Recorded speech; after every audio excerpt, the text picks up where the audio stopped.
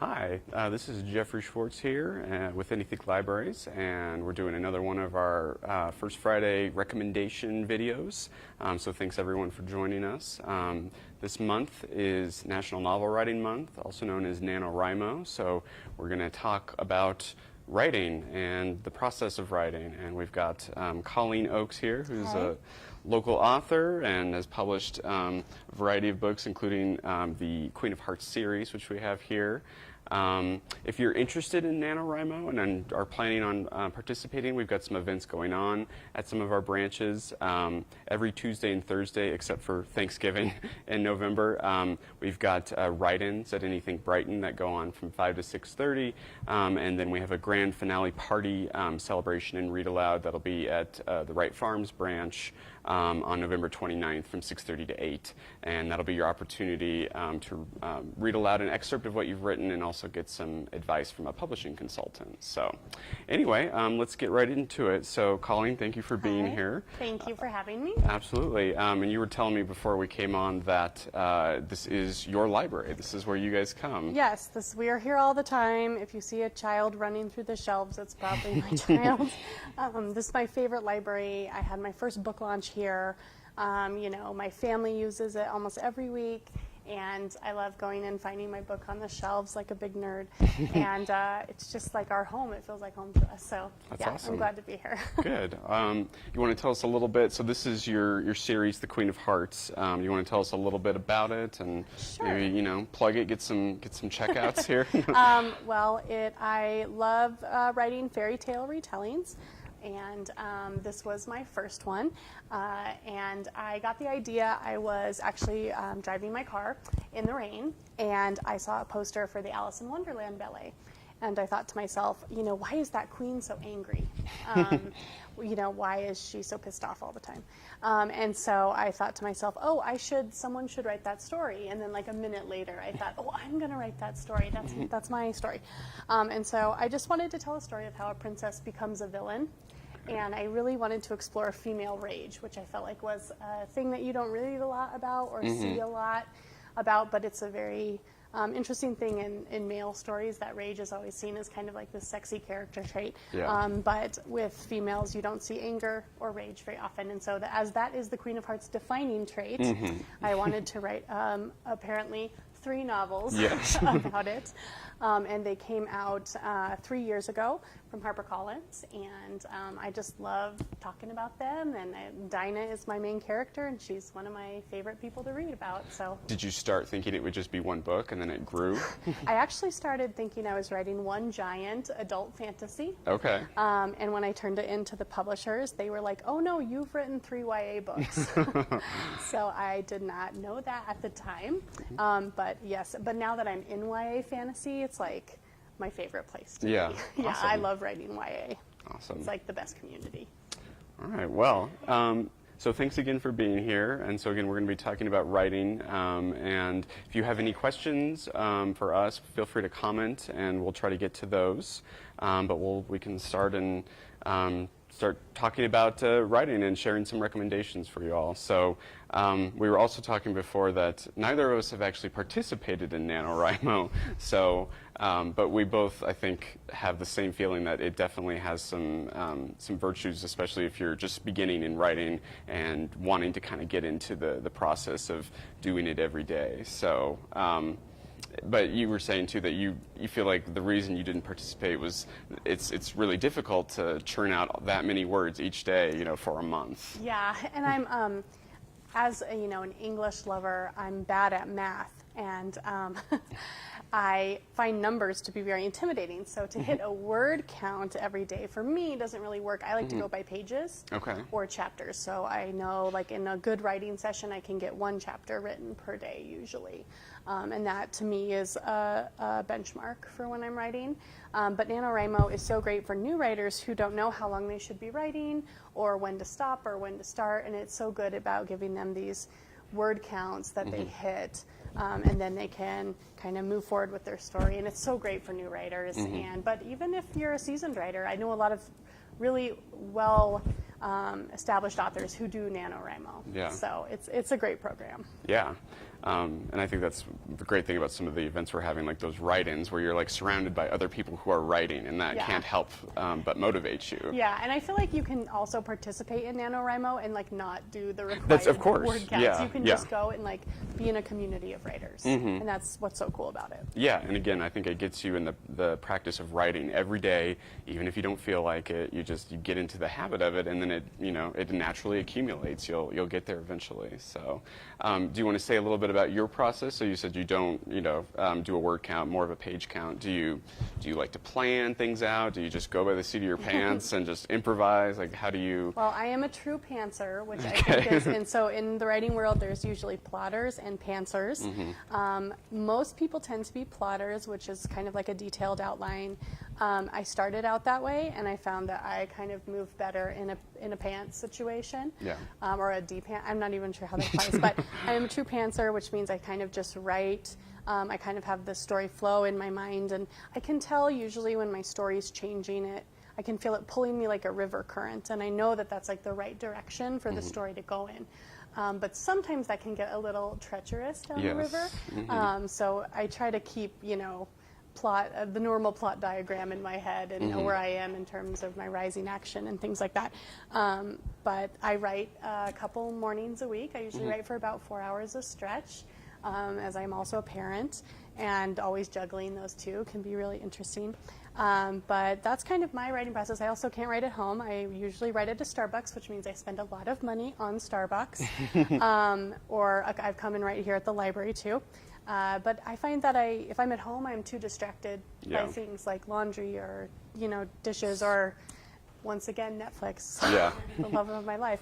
But yeah, I write better out than I do at home. Yes, I can agree with that. When I'm in the middle of a project, the house tends to get very clean very quickly. So, but I think, so you're talking about the plotters versus pantsers. I think that's a good seg to we can be our first recommendation, which is Stephen King's On Writing. Best book. Yeah. Amazing.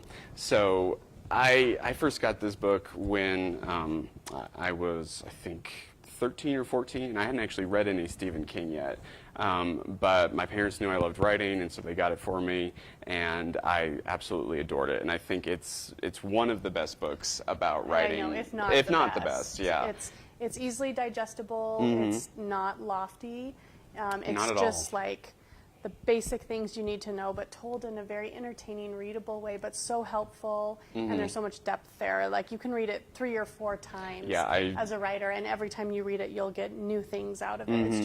It's a masterpiece. Yes, I constantly leaf through it, and I think what makes it so great is that it's not just a writing manual, which there's nothing wrong with writing manuals, and some of the other books to recommend here are kind of more in that vein, but it's also a memoir, and he talks about, pretty much his childhood up until he got sober, and I think that kind of makes that voice on the page feel more personal, because it's not just a voice dispensing advice saying you should do this or you must not do this. It's a person that you have a relationship with almost, and so I think that helps make it that much more impactful. So I think any writer, any beginning creative writer or experienced creative writer for that matter, has a lot to learn from On Writing. So that's that's a huge recommendation that I think we can both agree on.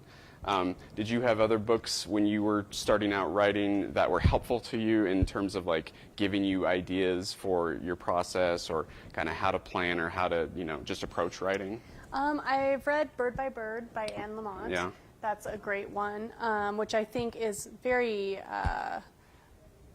kind of about writing like high literary fiction, but also brings it down to like a really relatable level. I just love the way she writes, and I love her metaphors and just the words she uses. It's almost like reading poetry. Yeah. I also love Story by Robert McKee, which is a great book. I find that I learn the most, though, about writing by reading other fiction books or books in my genre.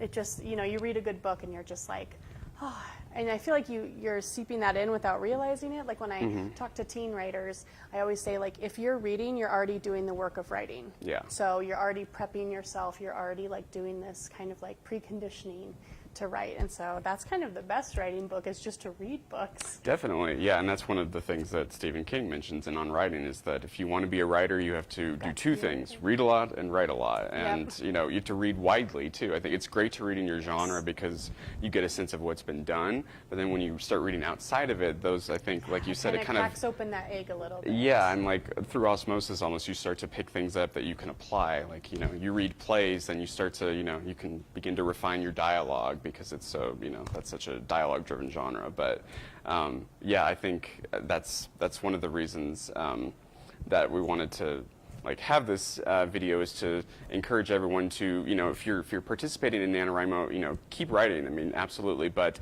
while you're writing, keep reading too, because that's feeding your imagination, and that's really important if you're gonna be a writer. Yeah, it's a good way to recharge if you're feeling all like, you know, write it out. Yeah, exactly. Written out. Then it's really good to just pick up a book and give your brain that break of like reading someone else doing the work and then returning to your work. Yeah.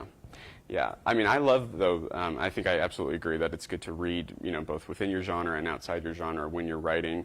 But I do like, you know, these books that, you know, are written by writers about writing, because I'm always curious about their process. And it's almost as though if I can just, you know, read it and absorb it, I'll be able to be, you know, like as successful as these people are, which, you know, is maybe not always the case, but it's definitely inspirational. And so a recent one that I really enjoy, I'm not sure if you're familiar with, is... No, I'm not. I saw that and I was like, oh, I need to read that. Yes, so Demon Voices by Philip Pullman. Philip Pullman, for those of you who recognize that name, wrote the His Dark Materials series, which includes Golden Compass.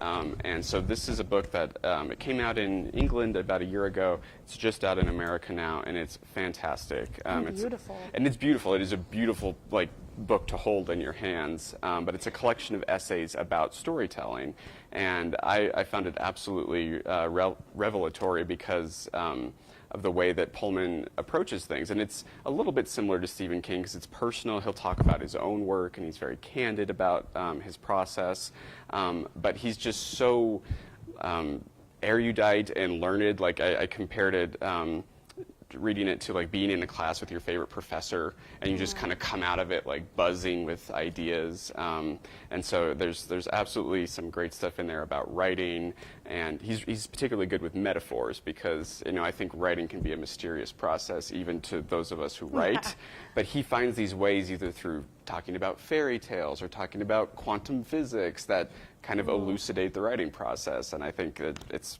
you know, great for people who are writers, but also people who are just maybe interested in, you know, learning about how writers do it. So that's a highly recommended. Look for that. All right, there you go. Afterwards. Yeah. I just saw that there's a new book out called Save the Cat Writes a Novel. Okay. So Save the Cat is a screenwriting book. And it is like the best screenwriting book. It was actually recommended to me by the person who wrote the script for The Queen of Hearts. Oh, okay. And so he talked about this novel, and I read it, and it was so useful even for my own writing, even though it is not screenwriting. Well, they just wrote, my writer friend of mine named Jessica Brody just wrote Save the Cat Writes a Novel. And so it's kind of the same concept broken into novel writing. So I definitely would recommend that. I haven't read it yet, but I know it's going to be great because she's great, and the Save the Cat series is great. So I think it might be a very good basic starting point for writers. Good, awesome. So it looks like we might have a question here. So how do you plan your writing? So I'll defer to you, or at least let you start with this one. So you sound like you're not a planner in general, but I mean, do you do any kind of beginning process? Do you like, you know, sketch out your characters, or kind of like draw a timeline of the plot? Like, how do you get started? I kind of find that seed of inspiration. So for Queen of Hearts, it was that Alice in Wonderland ballet poster, and then I read the original texts. I kind of like submersed myself in the pop culture as well that grew up surrounding Alice in Wonderland. So when you read the original text by Lewis Carroll, there was so many things in there. I mean, it's so dark. Same with, I have another series called Wendy, Darling. That's like a feminist take on Peter Pan. And when I reread Peter Pan, man, there was so much dark stuff there. Not the Disney version. No, I mean, you'll read lines like, Peter and then Peter had to thin out the Lost Boys, and then it just continues, and you're like, what was that about? Yeah. So there's a lot of darkness, I feel like, in fairy tales, which makes it easy to kind of find your own story inside of those. So that's kind of the research process. You know, you should research the time period you're writing in. I know way more about old pirate ships than anybody needs to know ever. So that's kind of my process leading up to it. My novel that's coming out this winter called The Black Coats, which is a contemporary YA thriller. I was inspired by that, by a black coat lying on the road in Nebraska, and also I've always been really into vigilante justice. Like, I could be Batman if I had the money and the physical prowess, but I have neither of those things. And so, you know, you just kind of find this idea, and I feel like you kind of latch onto it, and then you start asking, like, what is the story here? What is, how can I start writing a story? What are the pearls that I'm going to sprinkle through my story? And then you start to construct things like plot and your overarching themes and your characters and things like that. So you kind of just start with these small building blocks, and then before you know it, you have like a story. Yeah. Wow. Okay. So that's kind of my process. Yeah. I would say I'm more of a plotter, and I tend to, you know. I can see that. You In can fact, see if that? I just met you, I'd say, I think that guy's a plotter. I mean, I tried because, you know, Stephen King advocates just write it, you know, write it, you know, get it done in 2 to 3 months, and just, you know, get it all out there and then He's revise. an animal. He is an animal. He's crazy. He's a monster. Brilliant monster.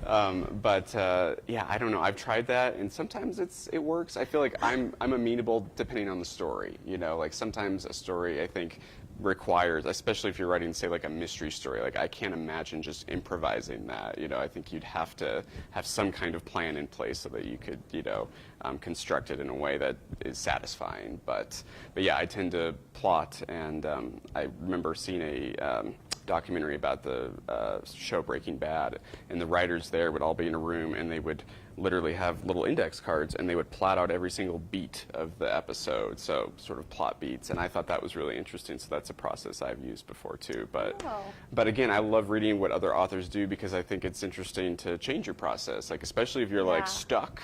Do something different, you know, because I think that can help you get out of a rut. Yeah, and I think it's okay to know that you can walk away from a story sometimes. You know, I wrote The Black Coats. I was writing another book I have a chick lit series that's like right when I started writing, and I was plugging away through the 3rd book and hating every sentence, and I was thinking about this other book, and I just thought, oh, if I hate writing this, people are going to hate reading this, you know, they're going to feel my hatred on every sentence. And then I called my agent and was like, I don't want to write this anymore, and I really want to write this crazy book about girls wearing black coats with baseball bats taking revenge on men who've hurt women. And she was like, well, write that. And so it kind of like burst out of my chest like an angry demon. And I feel like that's okay. Not all the time. If you find you're quitting books all the time, that's a problem. But I feel like every once in a while it's okay to say, this story is not the story I want to tell anymore. Yeah. Maybe I tried to tell it, and it just didn't have the life in it to go the full distance. No, it totally makes sense. I got another question here from Facebook. Do you listen to music when you write? I do. I have like an obsession with it. So I'm on Spotify. So if you're on Spotify, you can come find me. I have playlists for every single book I've ever written. And that makes it really easy, because if I'm jumping, sometimes there are times where I'm editing one book and writing another. And so if I was editing Queen and working on The Black Coats, I can put on my Black Coats playlist, and I'm immediately back into that voice, because it's the same music I listen to when I'm writing. So that makes it easy for me to jump between my books, and I can only listen instrumental.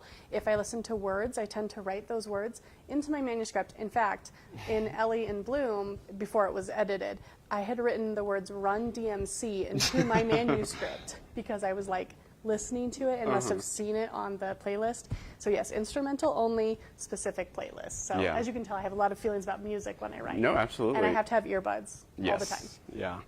Yeah, I like music as well, and instrumental as well.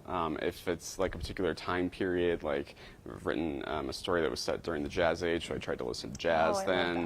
love that. If it's something that's older, I've also done historical fiction. I'll do some some Handel or Mozart or something to kind of get in that headspace. Classics are great headspace. for writing. They Yeah. just kind of wake your brain up. you Yeah, know? absolutely, and they help block out the world. If you're having a hard time focusing, put those earbuds in, or some noise canceling headphones if you want, and then that's the best way to kind of start concentrating on that blank very page. dramatic music. Yeah. Like very dramatic. Like if it's played in a movie trailer, I've written. Well, scores are words great to it. too. Yes.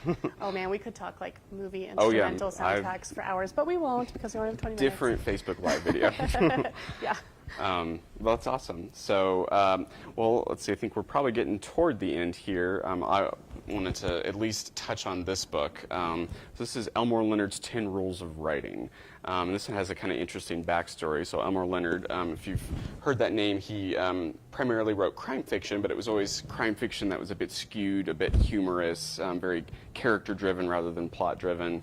And he wrote Get Shorty and Out of Sight. And so back in 2000, he was here in Denver, actually, for a mystery writers convention. And he was supposed to give the keynote and wasn't sure what he was going to say. So he started jotting down what he thought were some rules for writing. And they were kind of tongue-in-cheek, but they went over really well. And so he eventually expanded it into an article for the New York Times. And then this book was published, which is sort of an illustrated edition of the rules with some fun pictures. So there's John Steinbeck.